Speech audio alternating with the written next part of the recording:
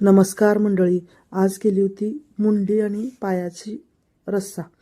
तर ही मुंडी खाटक्यांच्याकडनं आणली होती, बकऱ्याची मुंडी आणि 4 पाय. तर ही बाळंतणीसाठी ऑर्डर होती दिघीवरून, पुण्यातील. तर मी हे खाटक्यांच्याकडनं स्वच्छ भाजून करून कट करून आणले होते. नंतर घरी आणल्यानंतर 2-3 पाण्याने धुवून काढलं. त्यानंतर त्यात हळद मीठ चोळून घेतलं आणि एका कुकरमध्ये 2 चमचे तेल घातलं. त्यामध्ये कांदा बारीक चिरलेला घातला अर्धा आणि मस्त शिजत घातलं. थोडंसं गरम पाणीसुद्धा घातलं म्हणजे लवकर शिजेल म्हणून. आणि 6 शिट्ट्या काढून घेतल्या. त्यानंतर एका कढईमध्ये पळीभर तेल घातलं. हा मसाला तयार केलेला, भाजून मटणासारखा तयार केलेला तो घातला आणि त्यानंतर कांदा लसूण मसाला 5 चमचे घातले, मीठ चवीनुसार घातलं.